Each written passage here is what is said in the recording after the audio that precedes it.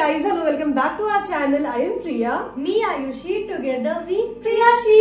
तो जी हम लोग फिर से आ गए हैं आप लोगों के लिए, आप लोगों की फेवरेट धुकुर धुकुर वाली वीडियो लेकर के। लेकिन आज की जो वीडियो होने वाली है ना, ये स्पेशली होली को ध्यान में रखकर बनाई जा रही है।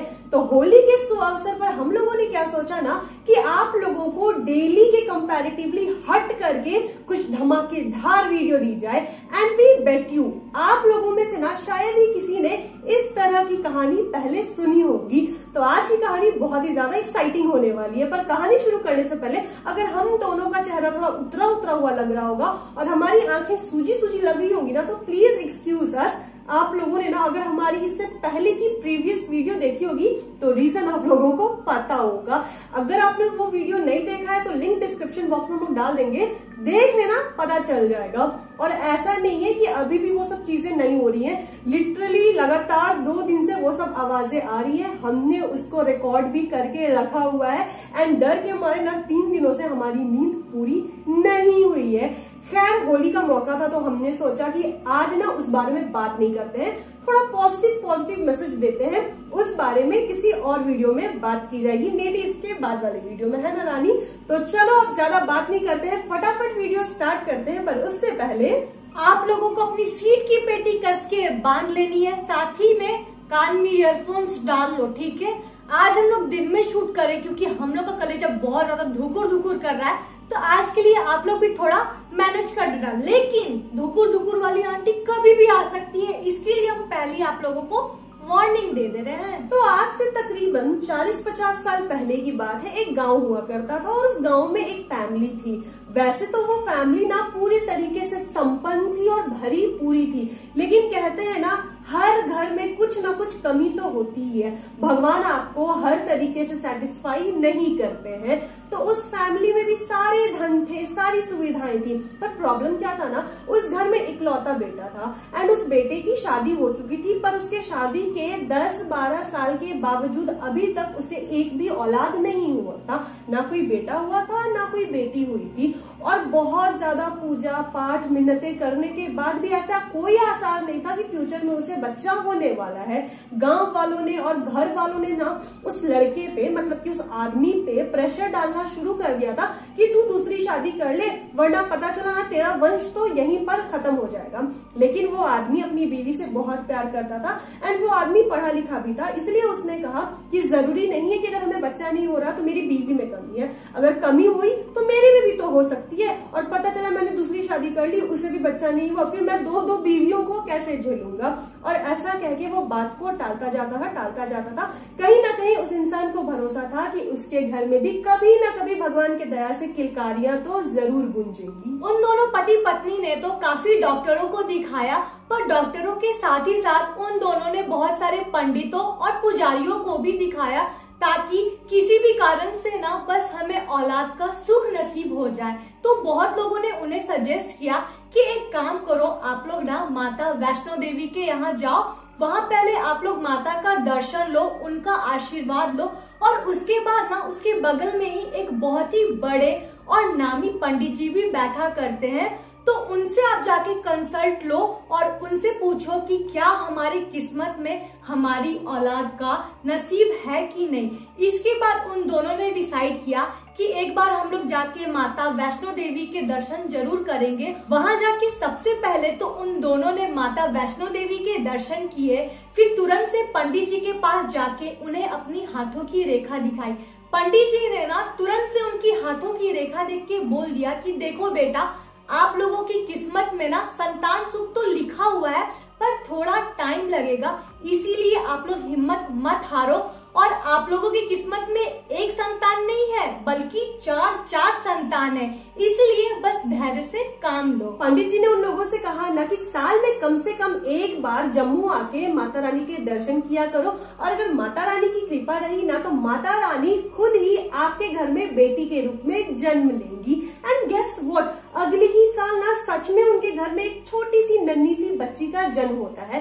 एंड वो बेटी उनकी इतनी ज्यादा लकी थी ना कि उसके पैदा होते ही पास्ट में उनका जितना भी बिजनेस था जो कि लॉस में गया था, सब में प्रॉफिट होने लगता है। साथ ही साथ उनके वो खेत जो 10-10 साल से बंजर पड़े हुए थे ना, बारिश बहुत अच्छी होती है एंड सारे खेतों में फसल लहलहाने लगती है। वहां पर कुछ ऐसा सीन हो गया था ना कि वो लोग जिस भी चीज को छूते थे वो सोना बन जाती थी। और बेटी इतनी ज्यादा सुख समृद्धि लेकर के आई थी कि उन्होंने खुशी से उस बेटी का नाम समृद्धि रख दिया। एंड फिर सबने सोचा कि ये जो बेटी है ये माता रानी का प्रसाद है, माता रानी की कृपा से हुई है, तो क्यों ना इसे जम्मू ले जाकर माता रानी के दर्शन करवा जाए।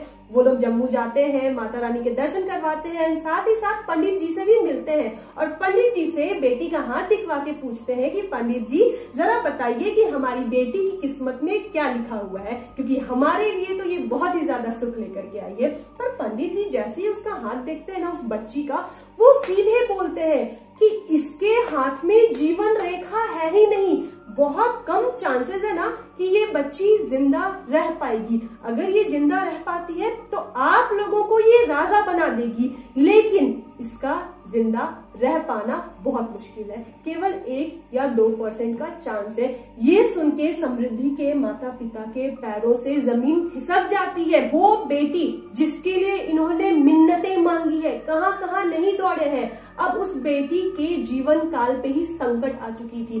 फिर भी उन लोगों ने विश्वास नहीं तोड़ा। उन्हें माता रानी पर पूरा विश्वास था कि माता रानी ने अगर उन्हें बेटी के रूप में प्रसाद दिया है ना तो उस प्रसाद को वो कभी नहीं छीनेगी। और वो लोग पूरी श्रद्धा के साथ ना भगवान से केवल प्रार्थना करते रह रहे थे। लेकिन पंडित जी की बात सुन के उनके मन में कहीं ना कहीं डर सा पैदा हो गया था और डर लगना वाजिब भी था, क्योंकि उनकी इकलौती बेटी का सवाल था।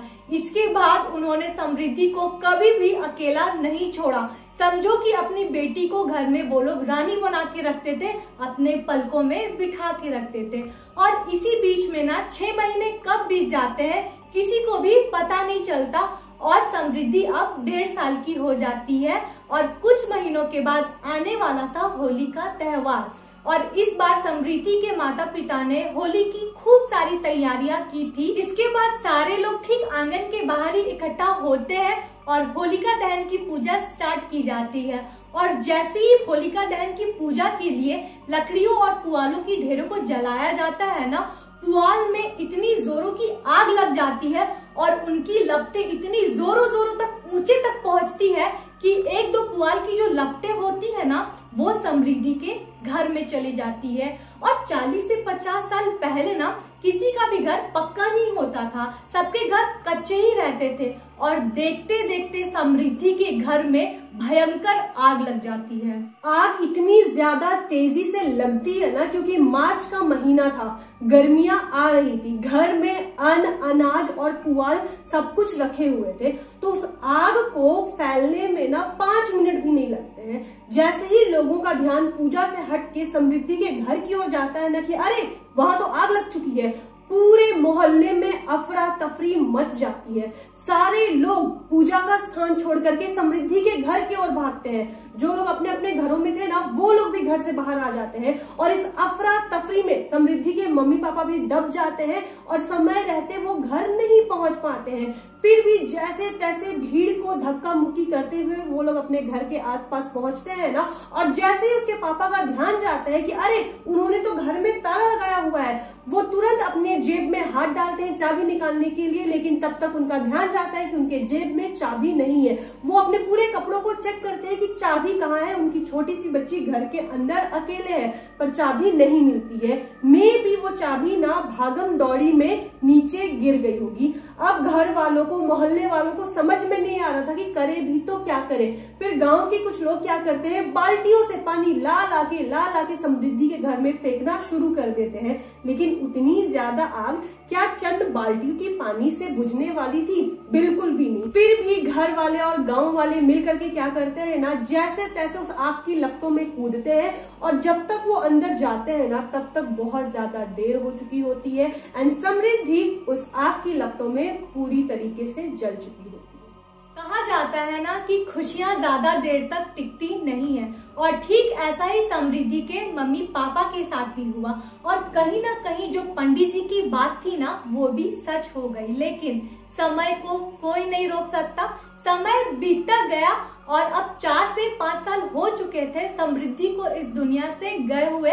लेकिन समृद्धि की जो कमी थी ना उनके परिवार में अभी भी खल रही थी और इसी बीच समृद्धि के मम्मी पापा को 3 और बेटे हुए और समृद्धि के 3 भाई हो गए थे। लेकिन अभी भी उनके घर में होली का त्योहार नहीं मनाया जाता था, क्योंकि होली के त्योहार के दिन उनके घर में जो दर्दनाक घटना हुई थी ना, उससे अभी भी उनका परिवार तरोताजा था। एक बार की बात है, फिर से होली का त्योहार आता है एंड होली से एक रात पहले होलिका दहन वाली रात थी। उस रात ना समृद्धि की मम्मी बहुत ज्यादा उदास थी। उन्हें ना 4-5 साल पहले जो घटना हुई थी ना, वो सब आंखों के सामने दिख रहा था और वो चुपचाप से ना आंख बंद करके बिस्तर पे लेटी हुई थी और लेटे लेटे उन्हें कब नींद आ जाती है ना, उन्हें पता भी नहीं चलता है। एंड सपने में पता है वो क्या देखती है कि एक बच्ची जिसकी उम्र तकरीबन 5-6 साल की होगी, बहुत सुंदर, बहुत प्यारी, बहुत लंबे लंबे बाल, और वो बच्ची ना फ्रॉक पहनी हुई थी और वो समृद्धि की मम्मी के पास आती है एंड कहती है कि मम्मी मेरे को पहचाना? तो उसकी मम्मी ने कहा कि कौन? तो उस बच्ची ने कहा कि मम्मी मैं समृद्धि, मैं बड़ी हो गई हूँ, मुझे नहीं पहचान रही हो। और इतना सुनते ही समृद्धि की मम्मी ना नींद में ही इतने तेज तेज से रोने लगी, इतनी तेज तेज से रोने लगी ना। फिर समृद्धि ने सपने में ही अपनी मम्मी के आंखों से आंसू पोंछा और कहा कि मम्मी तुम लोग होली क्यों नहीं मनाती हो? मैं तुम लोग के साथी हूँ, तुम लोग खुश रहोगी तो मैं भी खुश रहूंगी।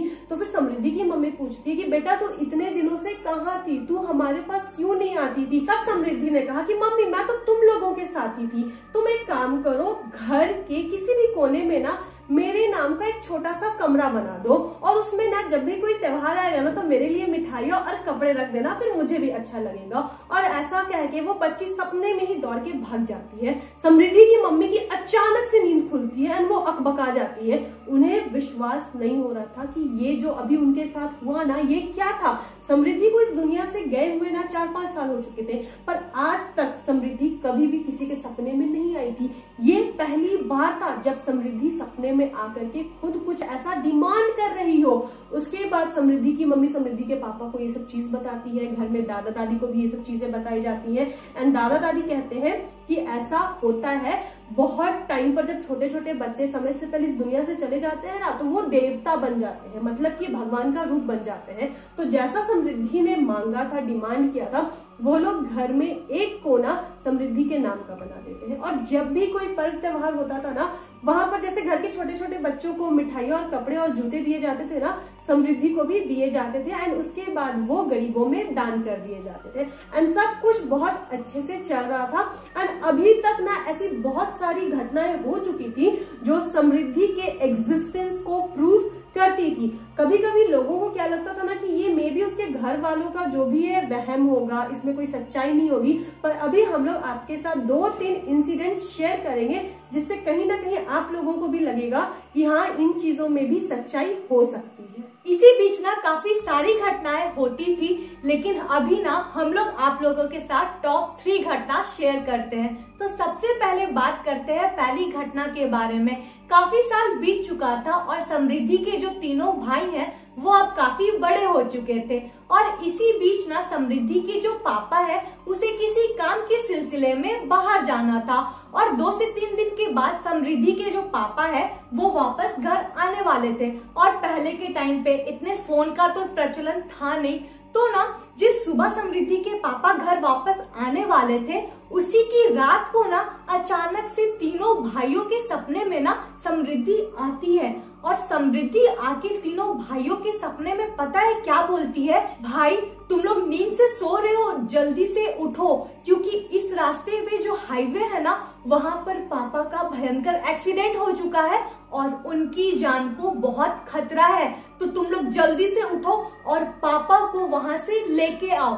और ये सपना ना तीनों भाइयों को सेम टाइम पे आता है। तीनों अचानक से उठ जाते हैं नींद से और ये सपना अपनी मम्मी को बताते हैं। जब समृद्धि की मम्मी ये सपने के बारे में सुनती है ना तो वो जल्दी से बोलती है कि बेटा देखो, लेट मत करो, जैसा सपने में समृद्धि ने बोला है ना, जल्दी से तुम लोग वहां जाओ और देखो कि तुम्हारे पापा सही सलामत है कि नहीं। तो वो लोग फौरन घर से निकल जाते हैं रात को उसी हाईवे पे जहां सपने में समृद्धि ने बोला था और देखते हैं कि वहां पर समृद्धि के पापा जिस बस से वापस गांव आ रहे थे ना, वो बस की एक्सीडेंट हो गई है और उसके पापा को काफी चोटें भी लग गई है। अब यहाँ पर सबको ये लगता है ना कि समृद्धि ने कहीं ना कहीं उसके पापा की जान बचाई। दूसरी घटना तब की है जब समृद्धि के सबसे बड़े भाई की शादी हो गई रहती है और उनकी पत्नी 9 मंथ प्रेग्नेंट रहती है और इसी बीच में ना उन्हें किसी गांव का न्योता आता है जिनमें उन्हें शादी में शामिल होना था। तो समृद्धि की जो माँ थी ना वो बोली कि कोई बात नहीं, तुम लोग तीनों भाई शादी में शामिल होके आ जाना, एक दिन ही की तो बात है, हम तुम्हारी पत्नी का और अपनी बहू का अच्छे से ध्यान रख लेंगे। और तीनों भाई ना शादी के लिए निकल जाते हैं। तो इसी बीच जब वो लोग बारात अटेंड कर रहे होते हैं तो अचानक से जो समृद्धि के बड़े भाई थे ना उनके कान में ना समझो ऐसे कोई बोलता है कि भाई तुम जल्दी से अपने घर जाओ क्योंकि तुम्हारी पत्नी को और तुम्हारे बच्चे को अभी तुम्हारी सख्त से सख्त जरूरत है, वरना तुम्हारे बीवी बच्चे की जान को खतरा हो सकता है।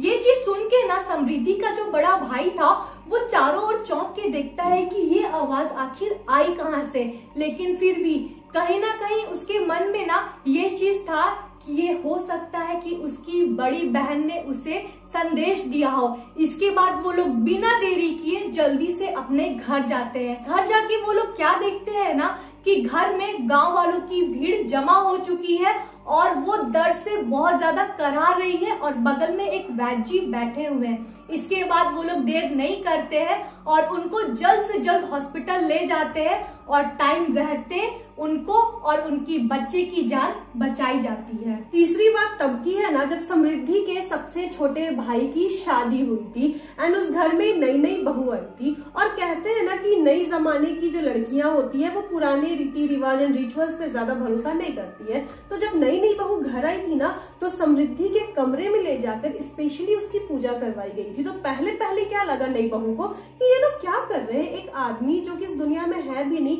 उसे ये लोग भगवान बना करके पूजा कर रहे हैं। फिर भी उसने इग्नोर किया कि छोड़ो ना, मुझे क्या है। उसके बाद क्या हो जाता है ना कि शादी के कुछ समय के बाद जो छोटी वाली बहू होती है अपने पति के साथ दिल्ली शिफ्ट हो जाती है। एंड एक बार की बात है, होली का ही समय था। तो होली के टाइम पे ना समृद्धि की माँ मतलब कि उस बहू की सास को क्या लगा कि मे भी बहू भूल ना जाए, तो उसको याद करके बोल देते हैं कि होली की पूजा करने से पहले ना समृद्धि के नाम पर भी कपड़े एंड मिठाइयां चढ़ा करके उसे प्रणाम कर ले। एंड उन्होंने अपनी बहू को कॉल करके याद दिलाया। उसके बाद उनकी बहू ना हाँ हाँ बोलती है फोन पे। उसके बाद फोन रख के बोलती है कि हे ये क्या है, अब ये सब ड्रामा, भगवान का पूजा करो, अब इंसान का भी पूजा करने लगे हम।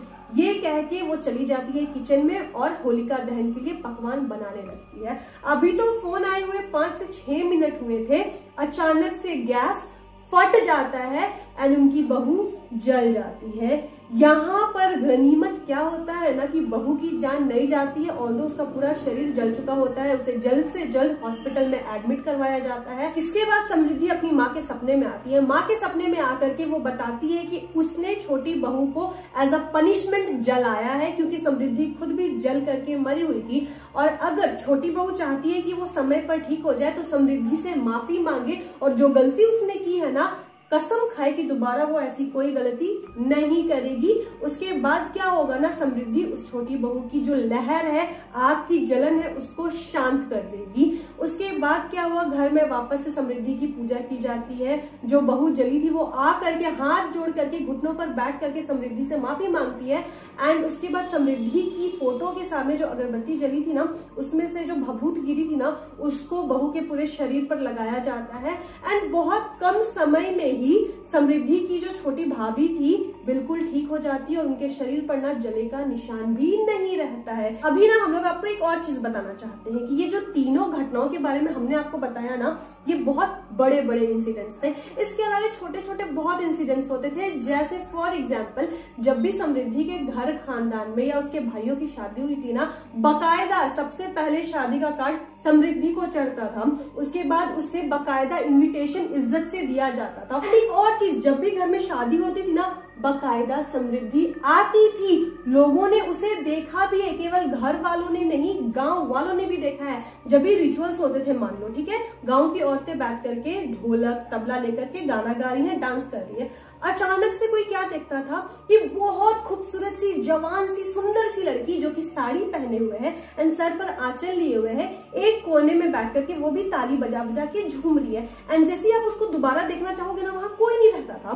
मतलब समृद्धि दिखती थी, लेकिन 1 या 2 सेकंड के लिए दिखती थी। घर वाले तो आज भी इस चीज को मानते हैं एंड आज भी समृद्धि को देवी देवताओं की तरह पूजते हैं। खैर, ये तो थी समृद्धि की कहानी। आप हमें बताना कि आपके लोकेलिटी में या फिर आपके आसपास परिवार में कुछ ऐसी कहानी फेमस है क्या? क्योंकि अक्सर आए दिन ना हम लोग ऐसी कहानियां सुना करते हैं कि इस दुनिया से जाने के बाद, मरने के बाद हर एनर्जी नेगेटिव नहीं होती है। सारी एनर्जीज ना आपको नुकसान नहीं पहुंचाती है, बल्कि कुछ कुछ जो एनर्जीज होती है ना, वो इतनी पॉजिटिव होती है कि वो बाकायदा आपकी रक्षा करती है। तो दोस्तों, बस यही थी आज की कहानी। वी होप कि आपको आज की कहानी पसंद आई होगी। और अगर आपको आज की इस वीडियो में मजा आया होगा तो प्लीज इस वीडियो को लाइक करना मत भूलना। नए हो और हमारा फेस पहली बार देख रहे हो तो प्लीज मेक श्योर कि सब्सक्राइब करके ही जाना। मिलते हैं अपनी नेक्स्ट वीडियो में, तब तक के लिए बाय।